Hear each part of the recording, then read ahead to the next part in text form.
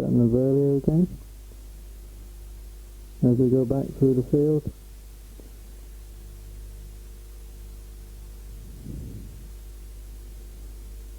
On our way towards Ralph Phil Whittaker now, is looking quite good. So he's drinking his rest and he's roasting from Derek. Caddy from Middlesbrough. Making a fraction tired. Getting on towards 50, he deserves to be.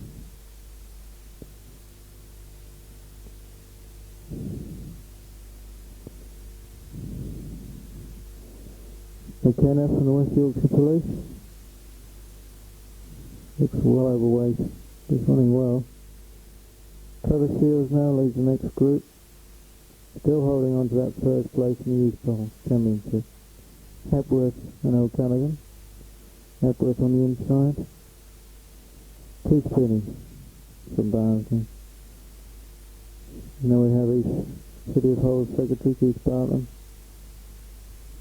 John Turner's running better. Roy Martin now is just looking a little bit laboured.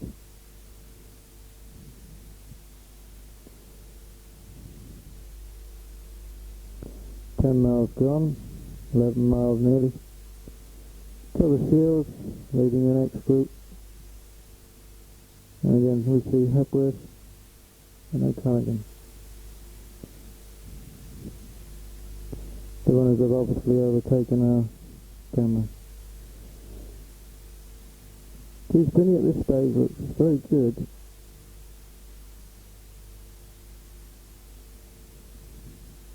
He sweeps around the Rainfolk Road.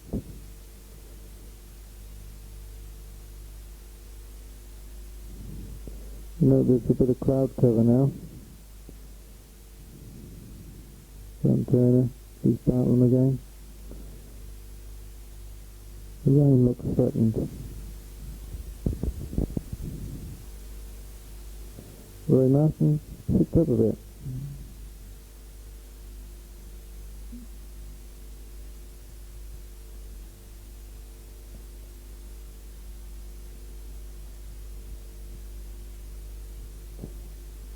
Good stretch of the Humberside roadways.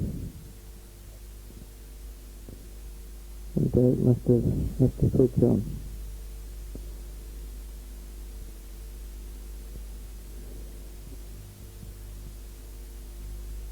Here we are again. I am now struggling.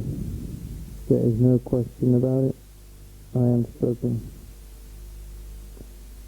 Unfortunately, I feel a stiffness down the back of my right leg, which has been a site of an injury that's kept me out for 2 years, in 77 and 78.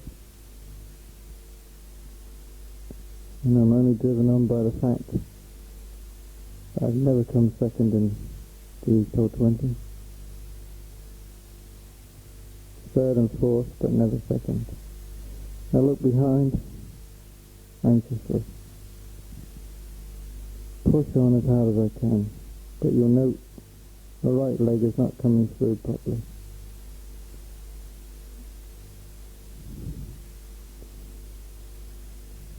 And the time at 10 miles was 52 minutes 5 seconds. But this next 5 is about to take me over 2 minutes longer. The wind was not a problem, it was the crosswind mostly. It was only once, twice the wind directly facing.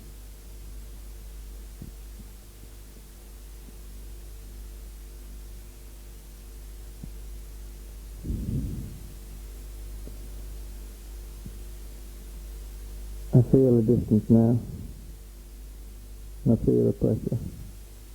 And Robert Harvey still behind.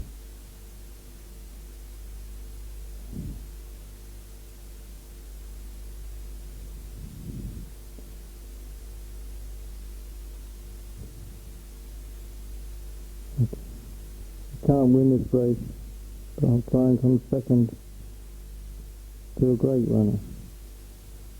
Andy Robertson now dumping away. He's covering this 5-mile section in 26 minutes flat on a windy, twisty, bumpy road with a rainstorm on the way.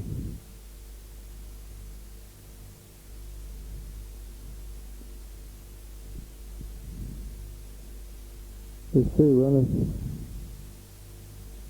who could have lived with Andy on this form. And if he carries this form over to his next marathon, he's going to be amongst the best there is.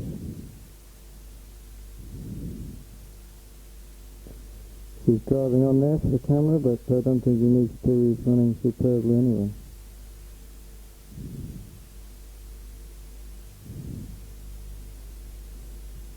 See the cloud cover still there, and the rainstorm is about to take place, which the camera manages to miss. Now we have a little section of the road now, which we haven't cut out because we don't want to spoil the very good pictures that Gary has taken by running them through another machine, which would take off some of the quality of the original photos. What's happened here is Derek hasn't realised that the camera's on.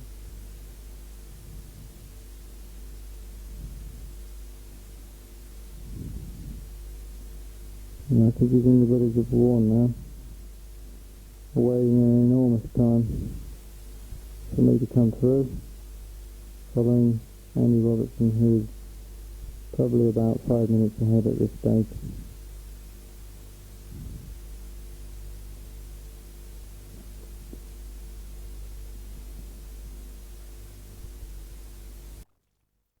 Rain Joe on the way I decide, no drinks, no sponge.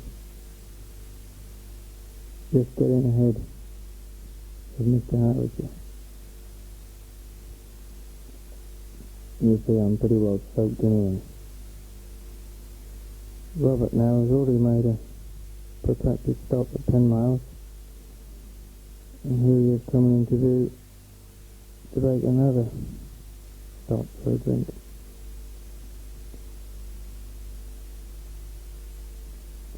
But haven't looked at it again, I'm pleased we did. Here we are through the village of Warren. There's about 4 miles to go now. Robert Habiter there, pushing on. If only he knew the problems I was having, second place would have been his.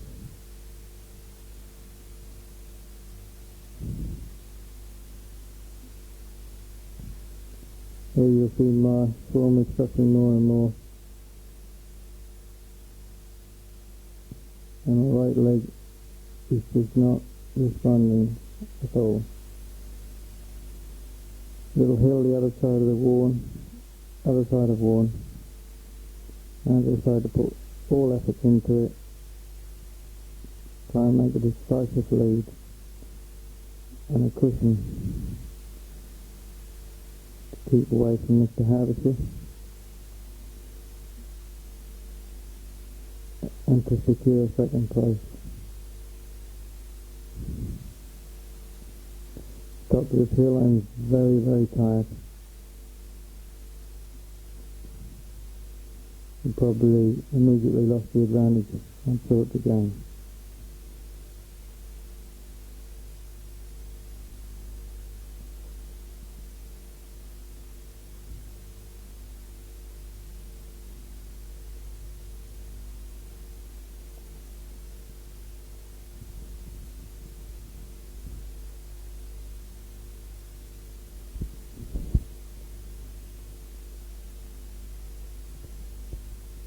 In a lot of ways, I'm working harder here than in many races I've ever run in.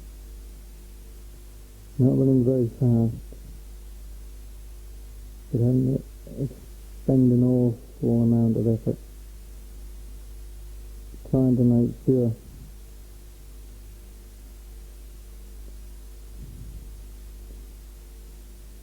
that I I finish ahead. And also with a mind on the team side, as it's counted on individual time, where every second could count.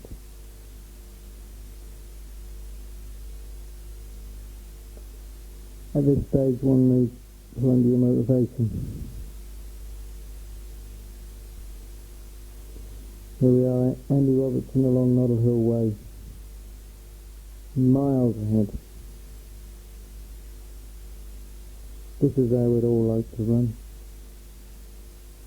There he is, he's looking round, he's confident, running well. He's even talking to the cameraman.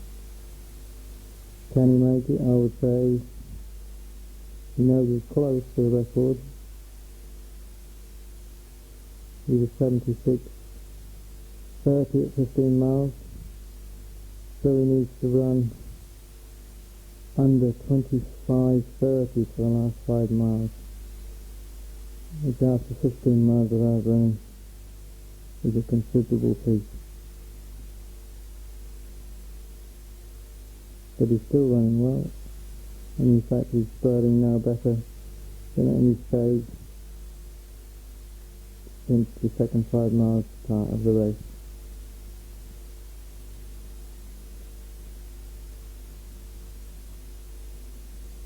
Surely nobody on Brown's line. I think you want to go through Noddle Hill Way at this speed.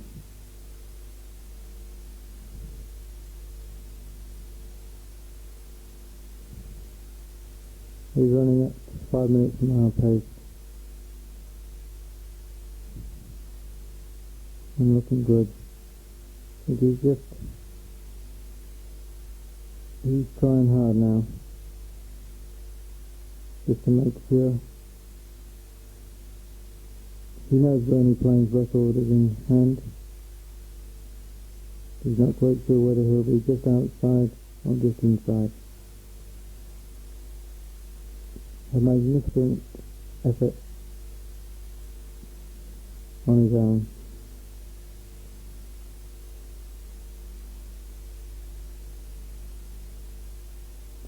Took up running when he was 16 and gave up running 1500 metres 2 or 3 years ago because he couldn't get much below 3:55, which is pretty respectable. He's certainly going to be a better grade at this kind of distance. I think you'll hear the name of Andy Robertson in many international marathons in the next few years. The winner, Andy Robertson, 24 years old. He wins the very last Eastern Harriers AFOS 20-mile race. A fact bemoaned by quite a few distance runners who feel that the calendar will be swamped by marathons, and that something as quaint as a 20-mile will no longer exist. Peter Deering is the mainstay of this race and others. Here we are, 7 minutes later, and we have yours truly finishing, trying to look respectable.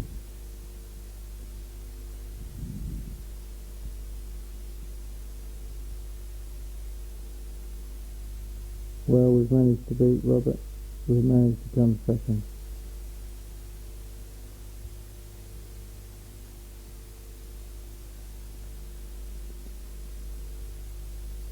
This is my 6th 20 miles race. And I finished first twice, second once, third twice, and fourth once. Robert Hardisher finishes now. He could have beaten me.